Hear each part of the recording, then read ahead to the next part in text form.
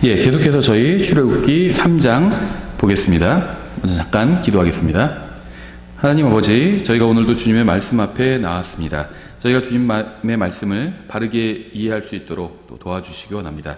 예수님의 이름으로 기도드렸습니다. 아멘.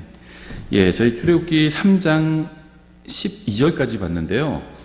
오늘 13절부터 볼 텐데요. 문맥의 이해를 위해서 11절부터 보겠습니다. 오늘은 아마 3장만 보게 될 것 같네요. 11절에 3장 11절 모세가 하나님께 아뢰되 내가 누구이기에 파라오에게 가며 이스라엘 자손을 이집트에서 데리고 나가리이까 하매. 하나님께서 모세에게 이스라엘 백성을 데리고 이집트에서 나가라고 하시자 모세는 자신이 누구이기에 그러한 일을 하겠느냐고 주님께 되묻죠. 그러자 주님께서는 그와 함께 하시겠다고 답하셨습니다. 그러니까 답은 모세에게 있는 것이 아니라 하나님께 있다는 거죠. 12절 그분께서 이르시되 내가 반드시 너와 함께 하리라. 내가 백성을 이집트에서 데리고 나간 뒤에 너희가 이 산에서 하나님을 섬기리니 너에게 이것이 곧 내가 너를 보낸 증표가 되리라. 우리는 이 세상에서 아무것도 확신할 수 없습니다. 내일 무슨 일이 일어날지 정확하게 아는 사람은 아무도 없죠. 아무도 내일 경제가 어떻게 될지, 가정에 무슨 일이 생길지, 건강에 무슨 일이 생길지 아무도 모릅니다. 이 세상에서 우리가 확신할 수 있는 것은 아무것도 없어요. 우리가 확실할 수 있는 것은 하나님의 말씀밖에 없습니다.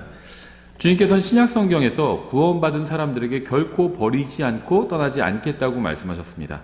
그러니까 모세에게도 내가 너와 반드시 함께하리라 이렇게 말씀하신 것처럼 신약의 그리스도인들에게도 구원받은 사람들에게도 결코 그들을 떠나지 않겠다고 약속하셨죠. 히브리서 13장 5절이죠. 너희의 행실을 탐욕이 없게 하고 너희가 가진 것들로 만족하라. 그분께서 이르시되 내가 결코 너를 떠나지 아니하고 너를 버리지 아니하리라 하셨느니라. 또 예수님께서 승천하시기 전에 마지막으로 주신 약속도 함께 하시겠다는 것이었습니다. 내가 세상의 끝까지 항상 너희와 함께 있느니라 이렇게 말씀하셨죠. 따라서 우리는 하나님께서 우리에게 무엇인가를 명령하시거나 주님께서 우리가 무엇인가를 하기를 기대하신다면 우리는 주님께서 우리를 결코 떠나지 않으시고 버리지 않으실 것을 확신할 수 있다는 겁니다. 또 확신해야 한다는 거죠. 12절에서 그분께서 이르시되 내가 반드시 너와 함께하리라. 내가 백성을 이집트에서 데리고 나간 뒤에 너희가 이 산에서 하나님을 섬기리니 너에게 이것이 곧 내가 너를 보낼 증표가 되리라. 이스라엘 백성이 출애굽 후에 시내산에서 주님을 섬기게 될 것이라는 사실을 주님께서 모세에게 증표로 주셨죠. 또 하나님께서는 불타는 떨기나무를 통해서 모세에게 주님의 말씀이 확실하다는 확신을 주셨습니다.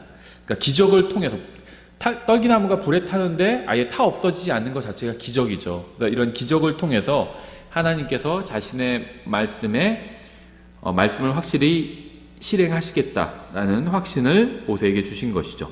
이제 13절 모세가 하나님께 아뢰되 보소서 내가 이스라엘 자손에게 가서 그들에게 말하기를 너희 조상들의 하나님께서 나를 너희에게 보내셨느니라 하면 그들이 내게 말하기를 그분의 이름이 무엇이냐 하리니 내가 무엇이라 그들에게 말하리까 하매.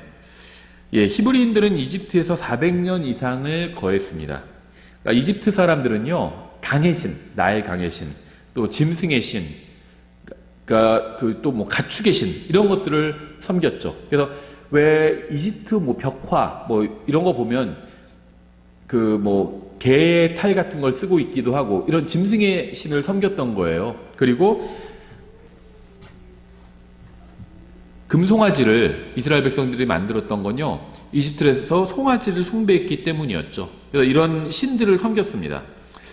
히브리인들도 홀로 거하시는 참된 하나님에 대한 확신을 가지고 있지 못했어요. 400년간이나 그런 우상 숭배하는 사람들과 함께 있었기 때문에 물론 이제 거주 구역은 달랐지만 함께 이집트라는 한 국가에서 같이 살았기 때문에 히브리인들도 그들에게 많은 영향을 받았다는 겁니다. 그래서 하나님에 대한 확신이 없는 상태였어요.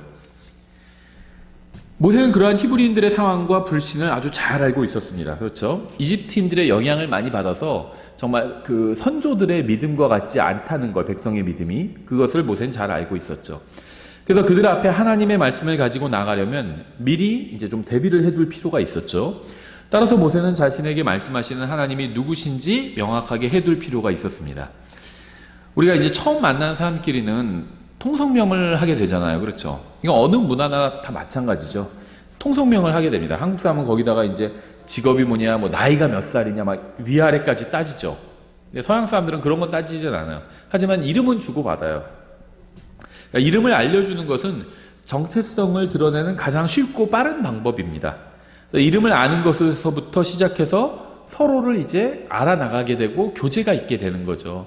나 그 사람이랑 아주 친해. 근데 그럼 그 사람 이름 뭐야? 근데 글쎄 그 사람 이름 모르겠어. 이러면 말이 안 되죠. 친하다고 그러면서 이름도 모른다면 말이 안 되는 거예요. 그래서 이름을 서로 알아가고, 그러니까 이름부터 알고 그 다음에 서로에 대해서 계속 알아가고, 이게 이제 교제가 이루어지는 방법이겠죠. 그래서 이제 모세는 주님의 이름을 여쭈었던 겁니다. 그때까지 히브리인들은요, 주님이 아브라함과 이삭과 야곱의 하나님이라는 사실은 알고 있었지만 정작 그분의 이름이 정확히 무엇인지는 몰랐어요. 그냥 우리 조상의 하나님, 아브라함의 하나님, 이삭의 하나님, 야곱의 하나님, 이렇게만 알았지 그분의 이름이 무엇인지 몰랐다는 겁니다. 그러니까 교제가 한계가 있었던 거죠. 그렇죠? 아브라함은 하나님의 이름을 알고 있었을까요? 그거는 잘 몰라요. 알 수도 있었겠죠. 근데 히브리 백성들은 몰랐다는 겁니다. 아브라함은 하나님과 친밀했지만 히브리 백성들은 하나님과 친밀하지 않았다는 거예요. 그분의 이름이 뭔지도 몰랐어요. 14절, 하나님께서 모세에게 이르시되 나는 곧 스스로 있는 자니라. 이게 영어로는 I am that I am인데 이게 하나님의 이름이에요. 나는 곧 스스로 있는 자니라 하시고 또 이르시되 너는 이스라엘 자손에게 이같이 말하기를 스스로 계신 이께서 나를 너희에게 보내셨느니라 하라. 하나님께서 모세에게 자신의 이름을 알려주셨는데요. 자신의 이름이 여호와다 이렇게 알려주신 것이 아니죠.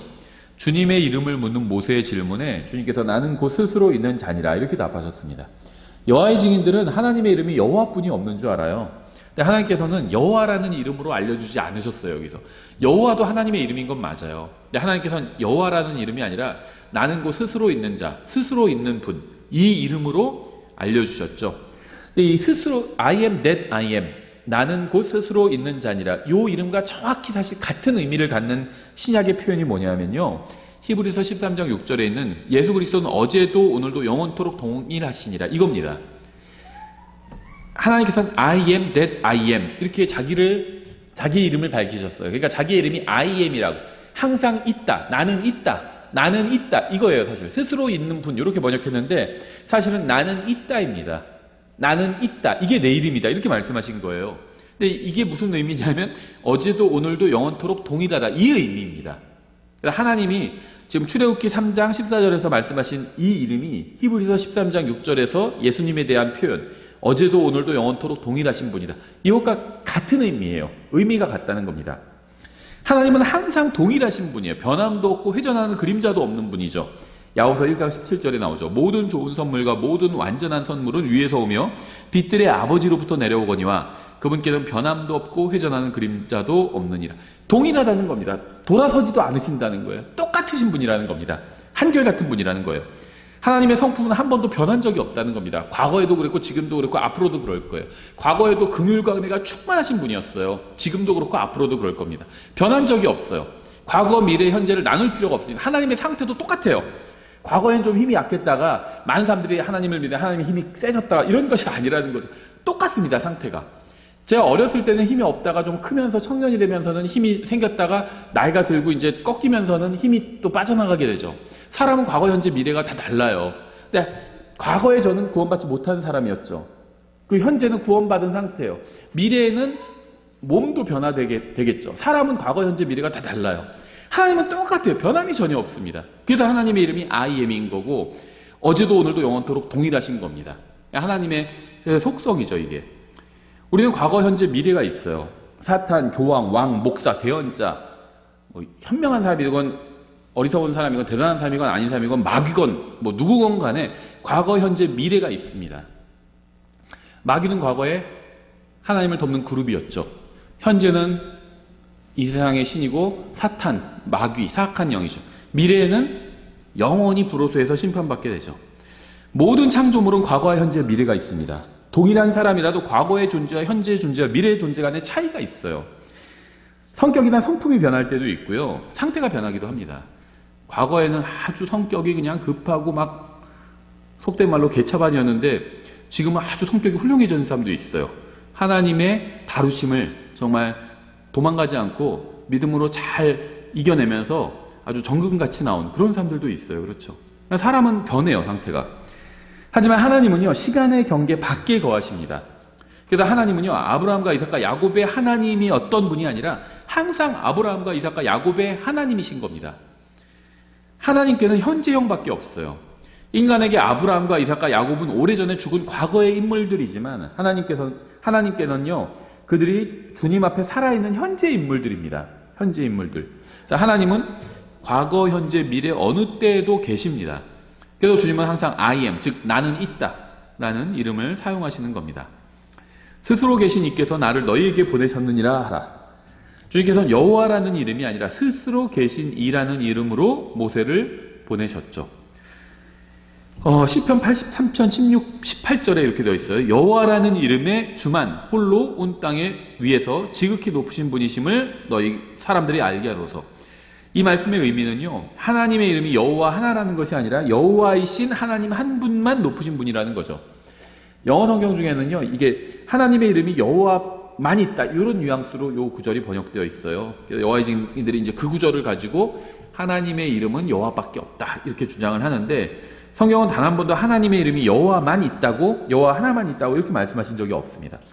성경에는요, 하나님의 이름이 굉장히 많이 나와요. 다양하게 나옵니다. 내 이름이 이것이다 이런 구절들만 찾아보면요, 첫 번째 출애굽기 6장 3절에 이렇게 되어 있어요. 내가 아브라함과 이삭과 야곱에게 하나님 곧 전능자의 이름으로는 나타났으나 나의 이름 여호와로는 그들에게 알리지 아니하였느니라. 그래서 이 말씀에 따르면 전능자라는 것도 하나님의 이름 중 하나죠. 전능자의 이름으로 나타났다고 말씀하고 있어요. 그렇죠, 조상들에게. 또 출애굽기 15장 3절 주는 전사시니 주가 그분의 이름이로다. 주라는 말도 주님의 이름 중 하나입니다. 주라는 것이 아예 주님의 호칭도 되죠. 주인, 로드, 호칭도 되지만 이름도 된다는 거예요. 그래서 주가 그분의 이름이로다 이렇게 말씀하고 있죠. 그래서 누구든지 주의 이름을 바른 자는 구원을 받으리라 했을 때요, 주님의 또 다른 이름이 아니라 주라는 이름이에요. The name of the Lord거든요.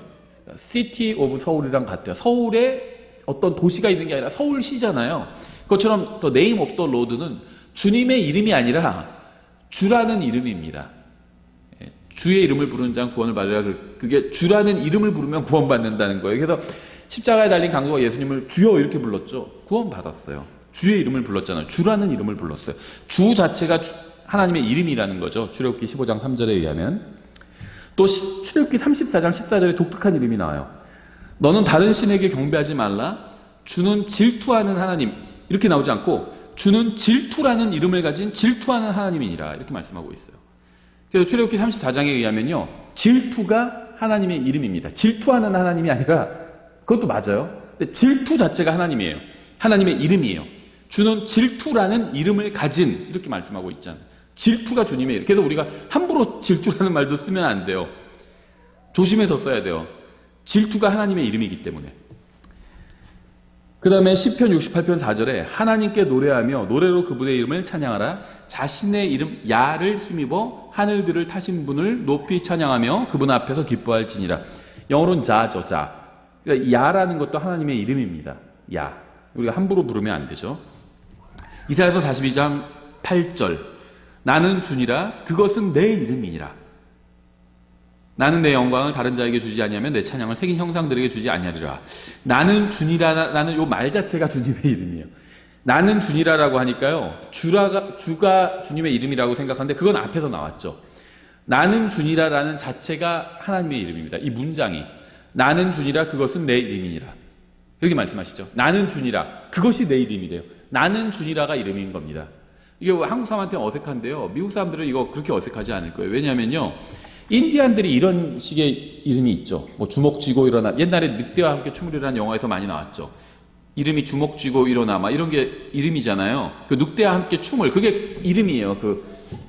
그 주인공 누구였죠? 케빈 코스터너가 연기했던 그 사람의 이름이 늑대와 함께 춤을이었죠. 나는 주니라 이게 이름이에요. 하나님의 이 문장이. 그리고 이사야서 51장 15절에 오직 나는 파도가 울부짖던 바다를 갈랐던 내 주 내 하나님이니 만군의 주가 그의 이름이니라. 만군의 주, 이것도 주님의 이름이죠. 또 독특한 이름이 나오는데요. 이사야서 57장 15절에 높고 높으며 영원에 거주함. 시간에 거하시는 분이 아니라 영원에 거하세요. 영원에 거주하며 이름이 거룩함인 이가. 이름이 홀리예요. 홀리가 하나님의 이름이라는 거. 홀리. 이름이 거룩함인 이가 이같이 말하노라. 나는 높고 거룩한 곳에 거하며 또한 통회하고 겸손한 영을 지닌 자와 함께 거하나니 이것은 겸손한 자의 영을 소생시키며 통회하는 자들의 마음을 소생시키려 함이니라. 거룩함. 이것도 주님의 이름입니다. 독특하죠. 주님의 이름 거룩함. 또 아모스 4장 13절에서 이렇게 되어 있어요. 보라, 그가 산들을 짓고 바람을 창조하며 자신의 생각이 어떠한지 사람들에게 밝히 알리고 아침을 어둡게 하며 땅의 높은 곳들을 밤나니 주 만군의 하나님이 그의 이름이라. 그래서 주 만군의 하나님, 이것도 하나님의 이름인 거죠. 예, 그래서 하나님께서는요, 이러한 말씀들에서 자신의 이름을 분명하게 밝히셨어요. 나의 이름은 이것이다. 이렇게 지금 말씀하신 구절만 쭉 찾아본 거죠. 대표적인 것만. 자신의 이름들을 알려주셨습니다. 그래서 주님의 이름은 거룩함이며 주님께서는 또 거룩하신 분이죠. 과거에만 거룩하시거나 미래에만 거룩하게 되시는 것이 아니라 항상 거룩하신 분입니다. 또한 하나님은요, 항상 질투하시는 분이에요. 주님은 항상 의롭고 정의롭고 깨끗하신 분입니다. 주님은 항상 은혜롭고 긍휼이 충만하신 분이에요. 모세는 스스로 계신 분, 항상 계신 분, 태어나거나 죽지 않은 분이 자신을 보내셨다고 증언해야만 했죠. 모세를 보내신 분은요, 인간이 만든 신도 아니고요, 인간을 잊은 신도 아닙니다. 모세를 보내신 분은 인간을 만드시고 인간을 기억하시고 항상 존재하시는 하나님이에요. 주님은 항상 동일하시고 일관되시고 변함이 없으십니다. 주님의 진리와 길은요, 항상 곧게 뻗어 있어요. 변하지 않아요. 그래서 따라서 우리는 항상 주님을 신뢰할 수 있습니다. 이게 예측 가능성이에요. 이 법이란 건요, 기본적으로 그 법의 성격 중에는 예측 가능성이 있어요. 그래서 명확해야 됩니다. 애매하면 안 되고요, 예측이 가능해야 돼요. 그렇죠. 착한 일을 하는데 벌을 받게 된다면 그건 예측이 안 되죠. 그래서 법은요, 항상 예측 가능해야 돼요. 예측 가능하다, 이건 좋은 겁니다. 아, 그 사람은 참 예측이 가능해. 이건 나쁜 게 아니에요. 좋은 거예요. 비위 맞추기가 쉬워요. 그러니까 하나님을 섬기기는 까다롭지 않습니다. 하나님은 예측 가능한 분이에요. 우리가 그분의 말씀대로 행하면 돼. 말씀에 다 기록해 놨잖아요. 하나님을 어떻게 섬겨야 되는지. 그러니까 하나님을 섬기고 싶은데 도저히 모르겠다. 이건 거짓말이에요. 성경 읽어보면 돼요. 성경에 정확히 읽고 정확히 진리의 말씀을 바르게 나눠서 공부한다면 하나님을 섬기는 방법을 모를 수가 없다는 거죠. 하나님은 예측 가능한 분입니다. 까다롭고 어디로 튈 줄 모르는 그런 분이 아니라는 겁니다. 우리가 정직하게 살면 돼요. 그렇죠. 하나님 말씀을 전하면 되고 말씀대로 살면 되고, 그렇게 사는 게 어려울진 몰라도요, 하나님을 어떻게 기쁘시게 하는지가 어렵지는 알 수 없게 되는 것은 아니라는 겁니다. 그러니까 누구나 원하면 하나님을 어떻게 기쁘시게 할 수 있는지 알 수 있다는 겁니다. 하나님의 말씀을 보면 돼요. 하나님은 항상 말씀하신 대로 행하시기 때문에 우리는 주님의 말씀을 신뢰할 수가 있습니다. 15절, 하나님께서 또 모세에게 이르시되 너는 이스라엘 자손에게 이같이 말하기를 주 너희 조상들의 하나님 곧 아브라함의 하나님, 이삭의 하나님, 야곱의 하나님이 나를 너희에게 보내셨느니라 하라. 이건 이제 익숙한 표현이죠. 이것은 영원토록 나의 이름이요 이것은 모든 세대에 이르는 나의 기념물이니라. 하나님께서요, 이제 익숙한 이름, 지금 이제 스스로 계신 이거는 이제 처음 들어보는 이름이었잖아요, 이스라엘 백성이. 근데 아브라함과 이삭과 야곱의 하나님, 이거는 이제 이스라엘 백성에게 굉장히 익숙한 이름이죠. 익숙한 이름으로 말씀하시고요, 그 다음에 굉장히 독특한 말씀을 하시는데, 자기의 이름이 모든 세대에 이르는 기념물이라고 말씀하셨습니다. 하나님께서는 자신의 백성에게 기념물로 주신 것은 그림이나 형상이나 우상이나 성화, 목걸이, 묵주 이런 게 아니라 자신의 이름이었다는 겁니다. 그림이나 성상이나 뭐 그런 형상이나 새겨 만든 것이나 이런 것들을 하나님께서는 기념물로 주지 않으셔서. 기념물이 뭐죠? 기념물? 우리가 말 그대로 기념하는 거예요.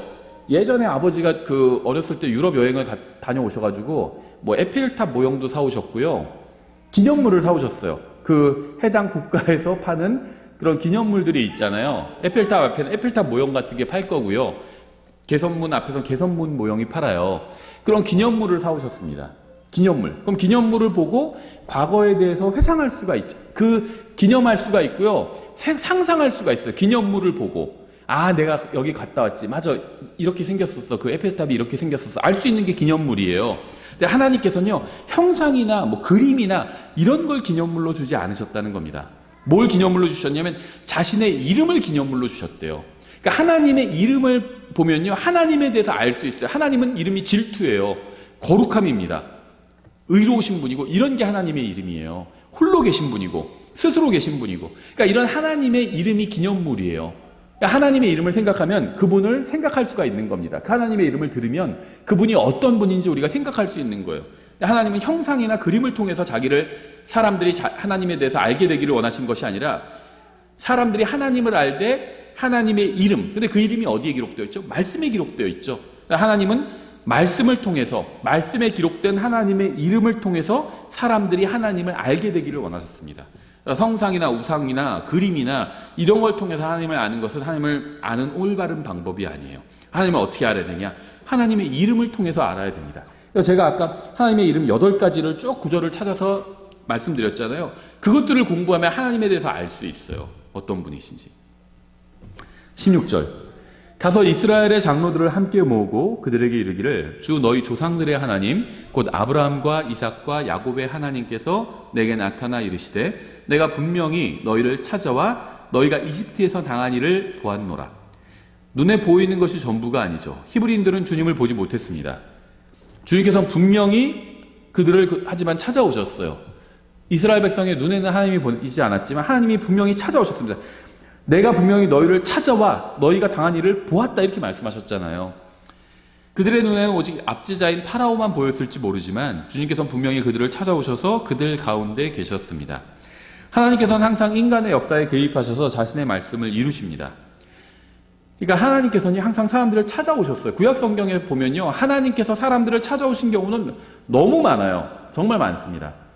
다만 인간의 몸을 입고 오신 것은 2000년 전에 딱 한 번이었죠. 그리고 그분의 이름을 예수님이라고 부르는 거죠. 그 외에도요, 하나님께서는 이 세상에 오신 적이 굉장히 많아요. 다만 그 외에는 인간의 몸을 입고 오신 것이 아니라 하나님의 어떤 그 영적인 그런 육체로 오신 겁니다. 천사의 육체, 영적인 육체, 그런 육체를 입고 오신 거예요. 인간의 몸을 입고 오신 건 2000년 전에 단 한 번이었지만 주님께서는 수없이 많이 이 세상에 오셨다는 겁니다. 그냥 인간을 내버려 두고 그냥 보시는 것이, 셋째 하늘에서만 보시는 것이 아니라 직접 이 세상에 오셨던 겁니다. 성육신 전에 예수님께서는 이 세상에 굉장히 많이 오셨었어요. 인간의 몸을 입고 온 건 한 번이었지만 오신 적은 굉장히 많았다는 겁니다. 주님께서 아담이 죄를 지었을 때도요, 이 세상에 오셔서 개입하셨죠. 항상 사건에 개입하셨어요. 그래서 우리가 어떤 일이라면 막 너무 걱정할 필요가 없어요. 하나님께서 개입하셔서요, 적당히 그 일이 끝나도록 하실 겁니다.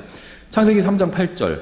그들이 그날 서늘한 때에 동산에서 거니시는 주 하나님의 음성을 듣고, 하나님이요, 동산에서 거니셨어요. 근데 하나님이 거니셨는데요, 하나님이 거니셨다 이렇게 표현하면 더 이해가 좋을 텐데, 주 하나님의 동산에서 거니시는 주 하나님의 음성을 들었대요. 그러니까 이게 두 가지죠. 하나님이 거니시다가 무슨 말씀을 하셔서 그 음성을 들을 수도 있고요. 하나님의 음성이 동산에서 걸었다는 것도 됩니다. 하나님께서 계시면 항상 그분의 말씀이 있고, 하나님의 말씀이 선포되는 것에 항상 하나님께서 계시거든요. 그래서 동산에도 주님께서 오셨죠. 주님께서는 죄를 지은 아담과 이브에게 오셔서 그들을 위해 가죽옷을 만들어 입혀주셨죠. 또 주님께서는 가인이 아벨을 살해했을 때에도 이 세상에 오셔서 살인사건에 개입하셨습니다. 창세기 4장 9절이죠. 주께서 가인에게 이르시되 내 동생 아벨이 어디 있느냐 하시니 그가 이르되 내가 알지 못하나이다. 또 주님께서는 이 세상에 오셔서 에녹과 함께 걸으셨다고 말씀하고 있어요. 창세기 5장 24절에 에녹이 하나님과 함께 걷더니 하나님께서 그를 데려가심으로 그가 있지 아니하니라. 에녹이 하나님과 함께 걸었대요. 그러니까 하나님께서 이 세상에 오셔서 에녹과 함께 걸어 다니신 거예요. 말이 그렇다는 게 아니라 실제 걸으신 겁니다. 그렇죠. 그래서 주님께서는 에녹과 함께 걸으시다가, 동행하시다가 어느 날 산책 같이 하시다가 데리고 가신 겁니다. 그냥. 노아 시대에도 주님께서 이 세상에 오셨죠. 노아가 방주에 들어갈 때 문을 닫아주셨어요. 이 세상에 오셨다는 겁니다. 창세기 7장 1절에 주께서 노아에게 이르시되 너와 내 온 집은 방주로 들어오라. 들어오라는 말은 뭐죠? 안에 들어가 계셨던 겁니다. 그렇죠. 방주로 들어오라고 말씀하신 거죠. 이 세대에서 내가 내 앞에 의로운 것을 내가 보았느니라. 또 16절. 그것들이 들어가매, 짐승들이 다 들어간 겁니다. 주께서 그를 방주 안에 넣고 닫으시니라. 주님께서 방주 안에서요, 노아에게 들어오라고 말씀하셨어요. 그래서 짐승들이 다 들어오고 노아가 다 들어오니까 주님께서는 밖에 나가셔서 방주문을 닫아주신 겁니다. 주님께서 거기 계셨다는 거예요. 셋째 하늘에만 계신 것이 아니라 주님께서 성육신 전에 예수 그리스도께서 내려오셔서 노아를 방주에 들여놓으시고 문을 닫아주신 겁니다. 이 세상에 오신 거예요. 예수님께서. 아들 하나님께서 오신 거죠. 주님께서는 사람들이 주님께 반역하기 위해서 바벨탑을 세울 때도 이 세상에 오셨어요. 창세기 11장 5절이죠. 주께서 사람들의 자녀들이 세우는 도시와 탑을 보려고 내려오시니라. 오셨다고 그러잖아요. 그렇죠. 인간의 몸으로 오시지 않았을 뿐입니다. 하나님의 거룩한 능력 있는 그 육체를 입고 오신 겁니다. 또한 소돔과 고모라를 불러 심판하실 때도 이 세상에 오셨습니다. 18장 20절이죠. 주께서 또 이르시되 소돔과 고모라에 대한 부르짖음이 크고 그들의 죄가 심히 중함으로 내가 이제 내려가서 그들이 행한 바가 내게 이른 그곳의 부르짖음과 전적으로 같은지 살펴보고 그렇지 않은 것을 알리라 하시니라. 그 남자들이 거기서 얼굴을 돌려 소돔을 향해 갔으나 아브라함은 여전히 주 앞에 서 있더라. 하나님께서 내려가셔서 주님 아브라함을 찾아가신 겁니다. 그래서 주님 앞에 아브라함이 서 있었어요. 하나님께서 찾아오신 거죠. 이 세상에 진짜 오신 겁니다. 또 주님께서 야곱에게 오셔서 씨름까지 하셨잖아요. 창세기 32장 24절이죠. 야곱이 홀로 남았는데 어떤 남자가 날이 새도록 그와 씨름하다가 29절 야곱이 그에게 물어 이르되 원하오니 당신의 이름을 말해주소서. 모세가 물어봤을 때 하나님께서 이름을 말해주셨죠. 야곱이 물어봤을 때 어떻게 하셨을까요?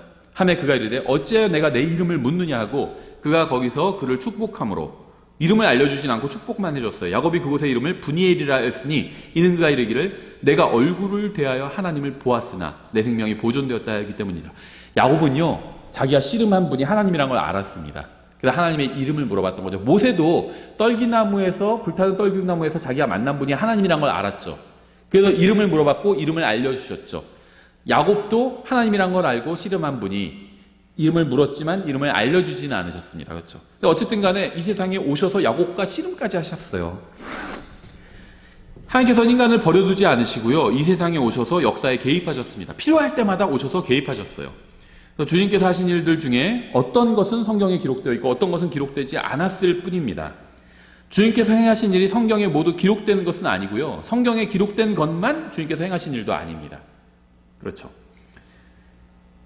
요한복음 2장 30절 나오죠. 20장 30절. 진실로 예수께서 자기 제자들 앞에서 이 책에 기록되지 않은 다른 표적들도 많이 행하셨으나 이것들을 기록함은 예수님께서 하나님의 아들 그리스도심을 너희가 믿게 하려 하며 또 믿고 그분의 이름을 통해 생명을 얻게 하려 함이라. 21장 25절. 예수님께서 행하신 다른 일들도 많으므로 만일 그것들을 낱낱이 기록한다면 심지어 이 세상이라도 기록된 책들을 담지 못할 줄로 나는 생각하노라 하니라. 하나님께서 행하신 일이 많이 있어. 이 세상에 오셔서 행하신 일이 많이 있습니다. 다만 필요한 것만 성경에 기록되었고 나머지는 하나님께서 또 기록하지 않기로 결정하신 거죠. 그럼 그렇다고 해서요, 어떤 사람이 이것 말고도 기록된 게 많이 있고 나는 알고 있다. 내가 성경 외에 하나님께서 행하신 일을 기록한 것을 발견했다. 이거는 위험하죠. 하나님께서 기록하지 않으셨다면요, 성경에 포함시키지 않으셨다면 그만한 이유가 있는 겁니다. 그럼 기록하신 것만 우리가 공부하면 되는 것이고 기록하지 않은 거는 공부할 수가 없죠. 기록하지 않으셨으니까. 다만 성경에 기록된 것만 하나님께서 행하신 일이다. 이렇게 생각하면 곤란하다는 거죠. 성경에 기록된 것 외에도 하나님께서 행하신 것은 많습니다.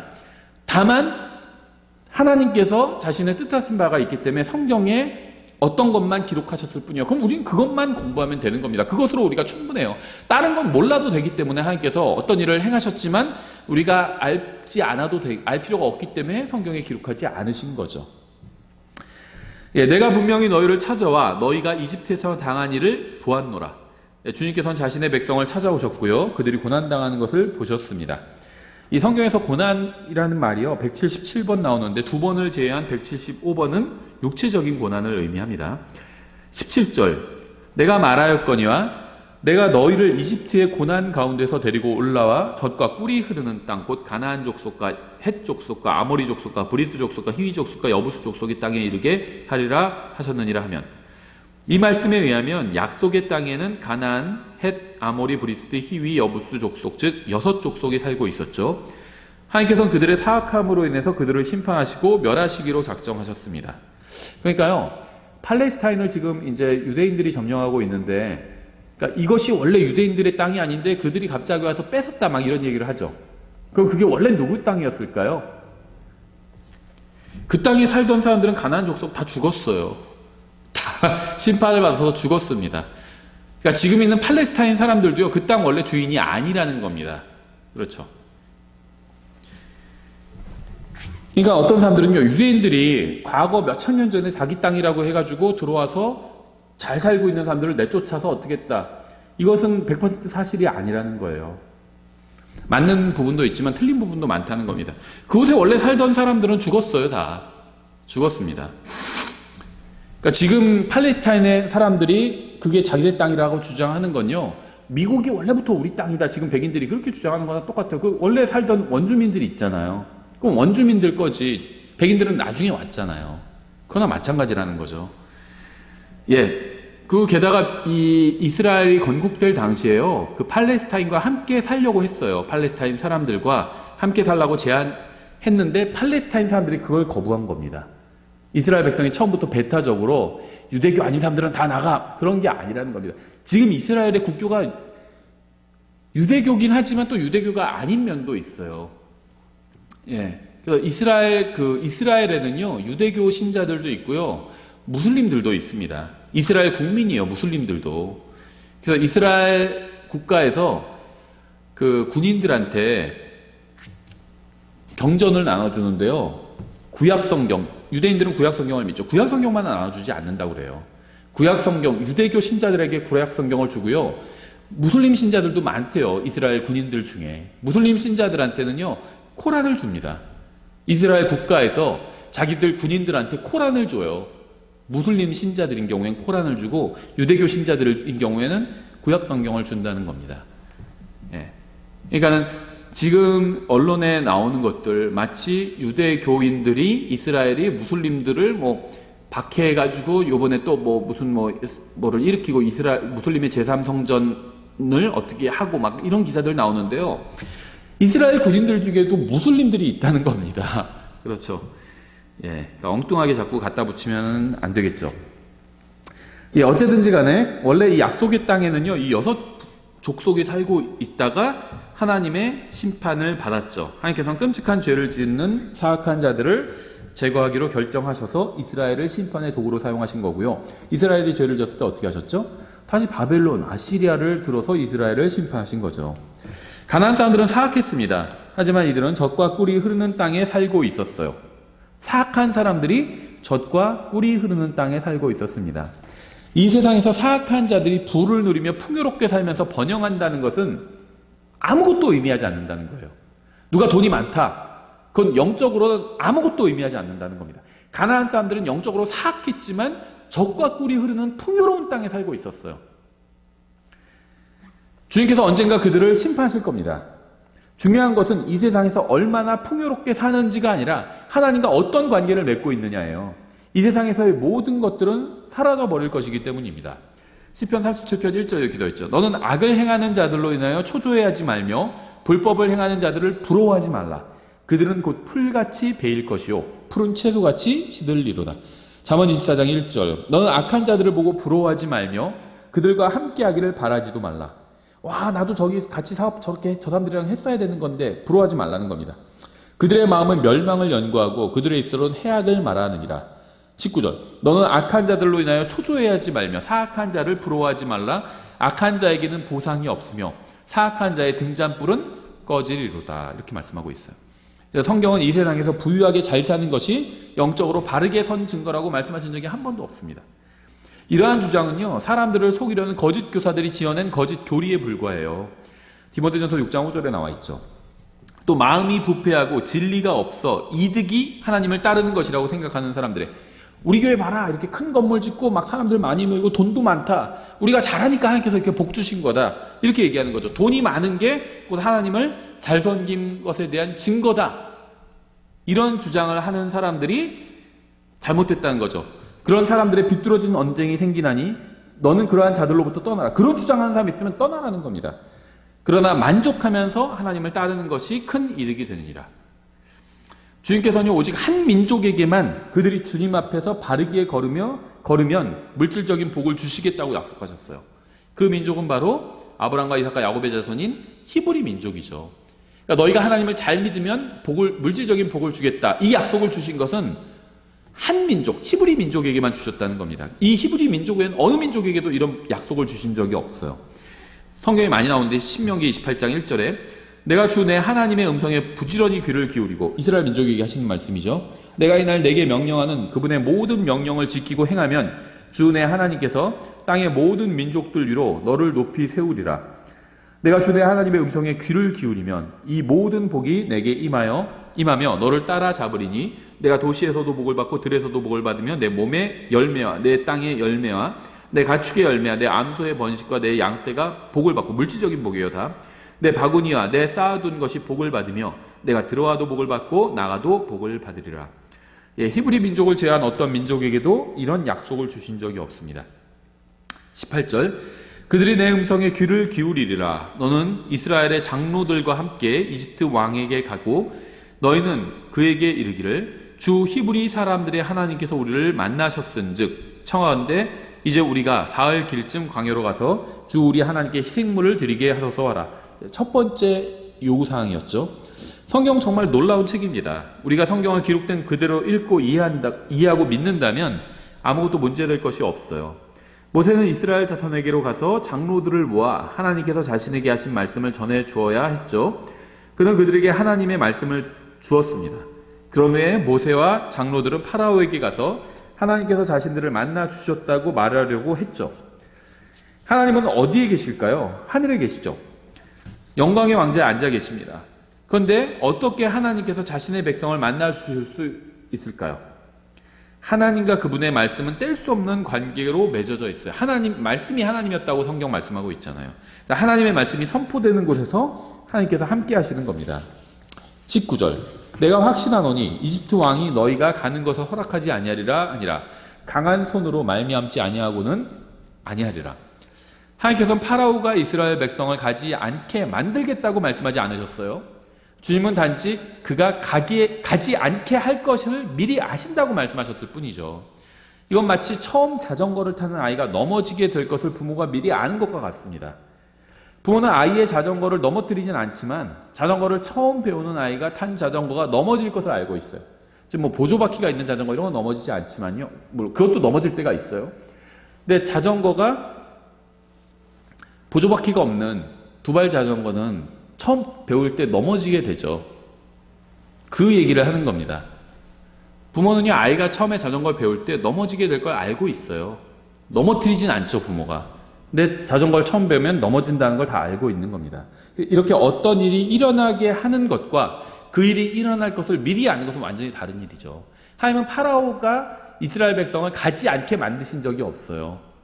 다만 그가 가지 않게 하리라는 것은 알고 계셨습니다. 그렇죠? 20절 내가 내 손을 내밀어 이집트 한가운데서 행할 나의 모든 이적들로 그 나라를 치리니 그 뒤에야 그가 너희를 가게 하리라. 내가 이집트 사람들의 눈앞에서 이 백성에게 호의를 베풀리라. 그런즉 너희가 갈 때 빈손으로 가지 아니할 것이요 모든 여인이 자기 이웃 사람과 자기 집에 머무는 여인에게 은보석과 금보석과 의복을 노력할 것이니라. 하나님께서 미리 말씀하신 대로 정확히 이루어졌죠. 출애굽기 12장 31절 밤에 파라오가 모세와 아론을 불러 이르되 너희와 이스라엘 자손이 일어나 내 백성 가운데서 떠나며 너희가 말한 대로 가서 주를 섬기고 너희가 말한 대로 너희 양떼와 소떼도 가지고 가며 또 나를 축복하라 하고. 35절 이스라엘 자손이 모세의 말대로 행하여 이집트 사람들에게서 은보석과 금보석과 의복을 빌리매. 하나님께서요 그 3장에서는 이집트 사람들을 노력할 것이라고 했는데 여기서는 빌린다고 표현하고 있네요.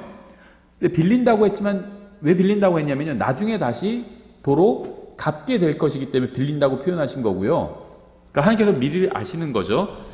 사실은 노력한 거죠. 마치 반에서 아주 불량스러운 학생이 힘없는 학생한테 돈 좀 빌려달라고 하는 거나 마찬가지죠. 1,000원 빌려줘 이런 거죠. 그거는 뺏은 거죠. 빌린 게 아니라. 의복을 빌림에 주께서 이집트 사람들의 눈앞에서 백성에게 호의를 베푸사 그들이 요구하는 것들을 그들이 빌려주게 하셨으므로 그들이 이집트 사람들을 노력하였더라.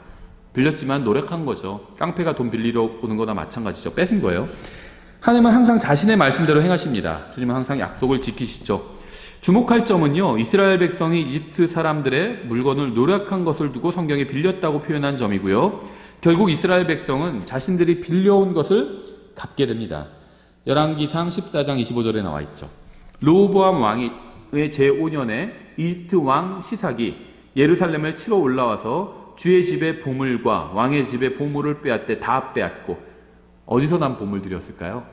처음엔 이집트에서 가져온 보물들이죠. 또 전에 솔로몬이 만든 모든 금 방패들을 빼앗았으므로. 하나님의 말씀은 항상 옳죠.